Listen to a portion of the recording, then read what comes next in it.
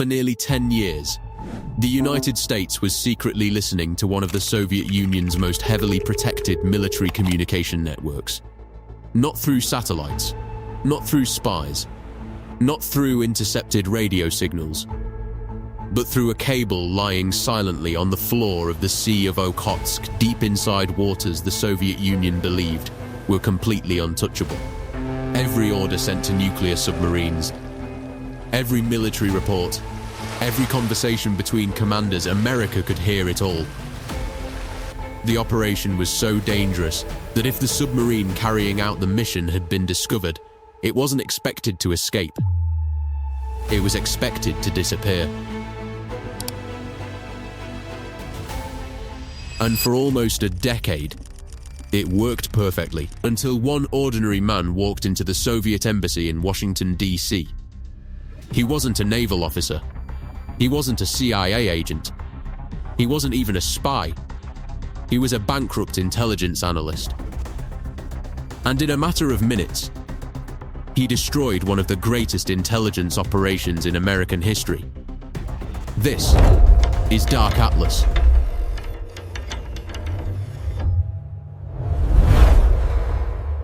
If you're fascinated by true stories hidden beneath history, secret military operations, forgotten disasters, and the extraordinary events that shaped our world, consider subscribing to Dark Atlas. Every documentary is built from extensive research and crafted to tell history like you've never experienced it before. If this story surprises you, leave a comment below, we read every one. By the late 1960s, the Cold War had become a silent battle of information. The United States and the Soviet Union possessed enough nuclear weapons to destroy each other many times over. Neither side wanted war. But both sides desperately wanted to know what the other was planning.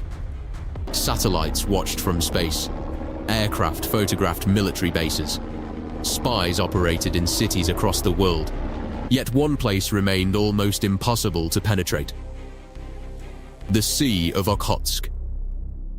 Stretching along the Soviet Far East, it was surrounded on three sides by Soviet territory. Powerful naval bases guarded its entrances, while submarines carrying nuclear ballistic missiles slipped silently beneath its freezing waters. The Kremlin considered it a bastion, a sanctuary where its Pacific Fleet could communicate without fear of interception. There was one reason for that confidence. Beneath the sea lay a heavily protected underwater communication cable linking Soviet naval headquarters with submarine commands. Because the cable was physically hidden on the ocean floor, Soviet commanders believed it didn't need encryption. Why encrypt a conversation when no enemy could possibly reach the wire? It was an assumption that would become one of the greatest intelligence mistakes of the Cold War.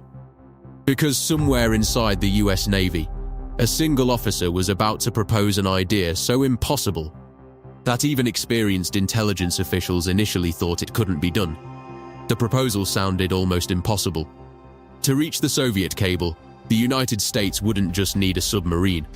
It needed a submarine capable of operating for days on the ocean floor, inside heavily guarded Soviet waters, without being detected.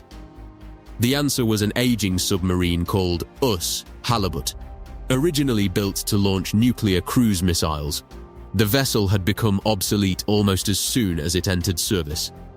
But instead of retiring it, the US Navy gave it a second life. Hidden inside the submarine, engineers built secret compartments unlike anything ever placed aboard an American submarine before. There were deep sea cameras, remote-controlled vehicles, powerful searchlights, manipulator arms capable of working hundreds of feet below the surface, and a hidden saturation diving chamber that allowed Navy divers to leave the submarine while it rested silently on the seabed. From the outside, it looked like an ordinary submarine.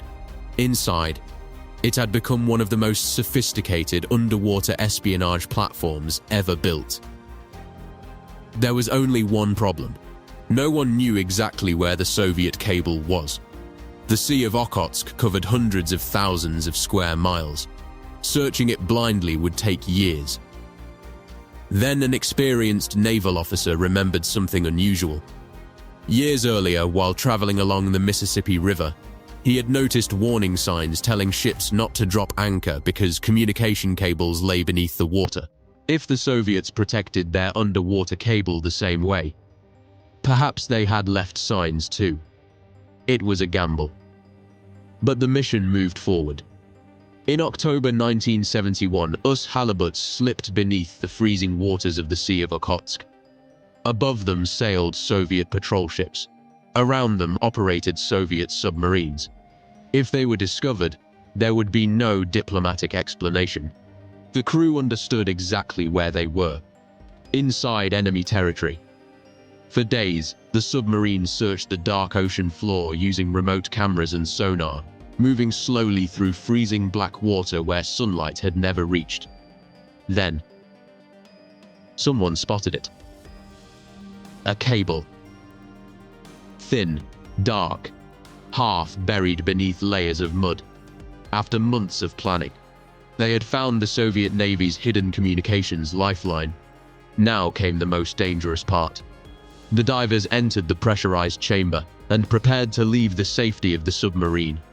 400 feet below the surface, surrounded by absolute darkness, they stepped onto the ocean floor carrying one of the most advanced surveillance devices ever built. Their mission wasn't to cut the cable. That would immediately alert the Soviets. Instead, they were about to listen without leaving a trace. And if it worked, the United States would gain access to conversations the Soviet Navy believed no one else on Earth could ever hear. The device looked nothing like a bomb. It looked almost harmless, a long metal cylinder, carefully clamped around the Soviet communication cable without cutting it, without damaging it, and without leaving any visible trace. Instead of interrupting the signal, it simply listened. Using a principle known as induction, the device captured the tiny magnetic field created as electrical signals passed through the cable.